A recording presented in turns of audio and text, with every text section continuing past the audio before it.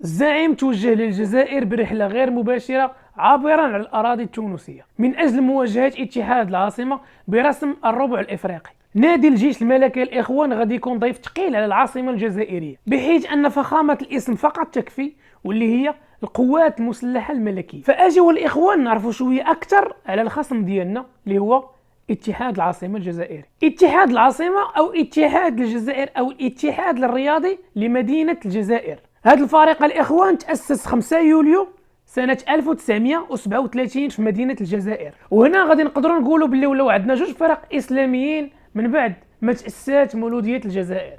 أول رئيس الإخوان الفريق العاصمي الجزائري، واللي هو واحد من مؤسسي ديال الفريق اتحاد الجزائر، هو أرزقي رداد. الألوان ديال الفريق كانت في الأول ما بين الأحمر والوردي، وبسبب مجازر ديال 1945 قرروا انهم يبدلوا اللون ديال الفريق ويردوه اللون الاسود حدادا على داكشي اللي طرا في ذاك الوقت. اتحاد العاصمه مباشره بعد استقلال الجزائر حقق له اول لقب ليه في البطوله. الملعب الاخوان سميتو ملعب عمر حمادي، والطاقه الاستيعابيه ديالو اقل حاجه هي 10000 متفرج، واكثر حاجه اللي وصل ليها الملعب حاليا هي 18000 متفرج. اما بالنسبه للاخوان العشب، فالعشب ليس طبيعي وانما فهو عشب اصطناعي من الدرجة الأولى، وتم الافتتاح ديالو سنة 1921 20 أكتوبر.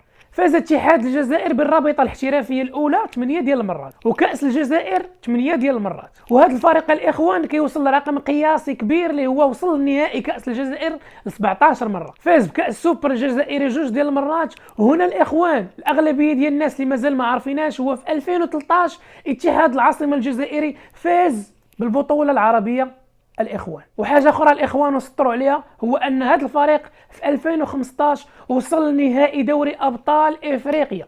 دوري أبطال إفريقيا هذا الفريق وصل ليها في 2015 وما ربحهاش حيتاش خسر مع تيبي مازيمبي في ذاك الوقت. الإخوان هذا الماتش ما غاديش يكون سهل، بالخصوص أننا غادي نلعبوا ضد فريق مخضرم، ضد فريق عنده تجارب، ضد فريق اللي حتى هو عنده ما يقول. ولكن كنتمنوا من اللاعبين ديالنا أنهم يركزوا، وحنا تايقين فيهم ان شاء الله باذن الله، وغادي نمشيو للجزائر وغادي نحققوا الانتصار تما، وان شاء الله باذن الله غادي نتجاوزوا فريق الجزائر.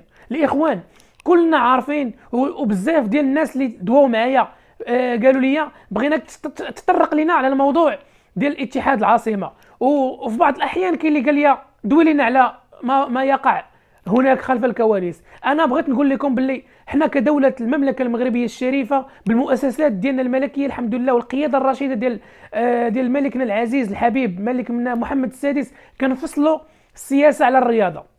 انا الميساج ديالي واضح، حنا ديما فاصلين السياسه على الرياضه. انا عارف باللي هذا الماتش بالضبط، وعندي اصدقاء في الجزائر قالوا لي باللي هذا الماتش بالضبط تمت تعبئته شي حوايج اللي ممكن انهم يطراو، ولكن حنا ما بغيناش نشوشوا على الدراري ديالنا، بغيناكم تمشيو وتحققوا لنا المراد ان شاء الله. حنا عارفين ان هنالك لعبه خلف الكواليس، ولكن ما بغيناش نستابقوا الاحداث حتى نشوفوا شنو غادي يطرا في المباريات. اكيد سبق لي هضرت مع بعض اللاعبين فريق الجيش الملكي مباشره، وقالوا لي خاي الكوتش الا خشيناها في المرمى ما عندهم ما يديروا لينا. دونك الهدف ديالنا الرئيسي هو اننا نمشيو نضربوا الشبكه، لا غبار عنها. هاد الهضره دي ما كاين، هاد الهضره ان شاء الله باذن الله ما كاينش شي حاجه فيها.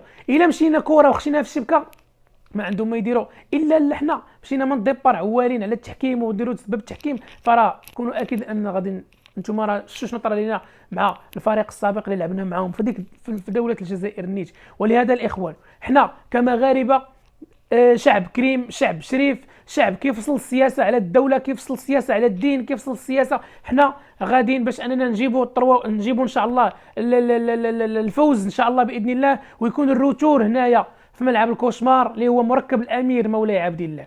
عاش الزعيم، عاش الملكي، الحريه للجماهير العسكريه، عاش الزعيم ولا عاش من خانه. عيد مبارك سعيد الاخوان اينما كنتم اينما حليتم.